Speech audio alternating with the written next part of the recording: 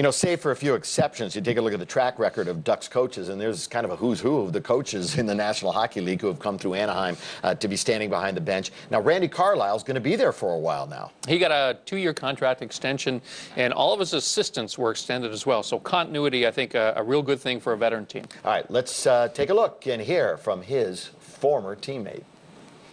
A veteran of 17 NHL seasons, Randy Carlyle enters his 4th season behind the bench for the Ducks. It's been 15 years since Carlyle, a 4-time All-Star and Norris Trophy winner, has played, and a lot has changed in the NHL since then. Well, it's huge difference. First training camp I went to in Toronto in 1976, there was 120 players. You know, there was something like 6 teams of 20.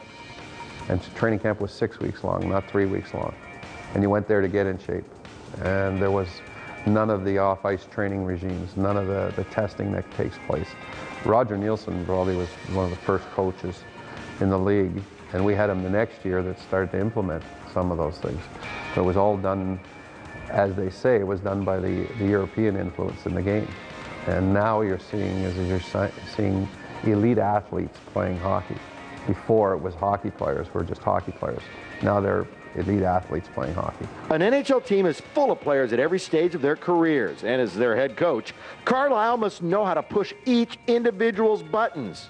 I think that you'd really have to look at it, and you have to look at them as individuals. Yeah, they're part of your group, and they're part of the team concept, and we're a team-first hockey club, but you still have to find ways to motivate different players in different ways, and it's important that you find that out as early as possible.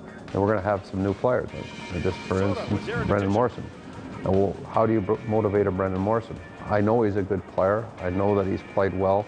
I know he's been an Iron Man. You might not have to do any motivating to him. He's a self-motivated player.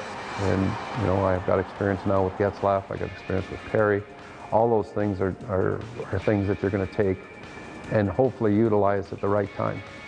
You know, whenever a player of his caliber, when he played, says something, you got to take it, you know, face value and understand he's been in those situations. He's had to go through, you know, rookie trials and tribulations. You know, being a veteran player, being a captain, winning a Norris Trophy, and then being on the tail end of his career and kind of getting shown the door in Winnipeg. And having gone through, I think, all those experiences, it allows him an opportunity to kind of talk to every player on the team and give a different side to the story, and I think guys appreciate that. They understand and are able to learn from that, and again, from a coaching perspective, him having gone through all that, he's able to either tailor-make a game plan for different types of players or, you know, for what our team makeup is going to be like.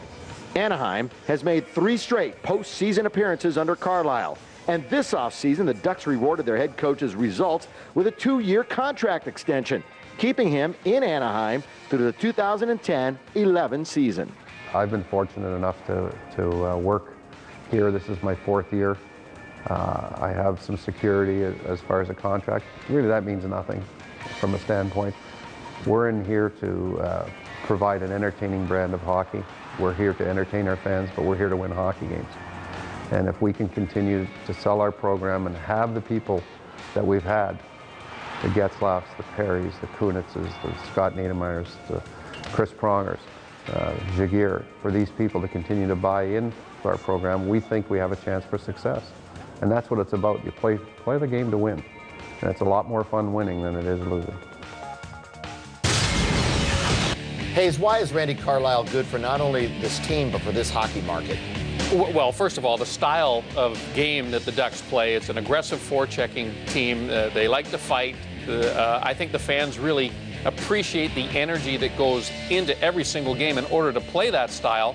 And why is he good at promoting that style? Because he's consistent. He never changes, this guy. You know that Sammy Paulson's going to check, and you know that there's a little bit more freedom afforded to the 2 top lines who are asked to generate some offense.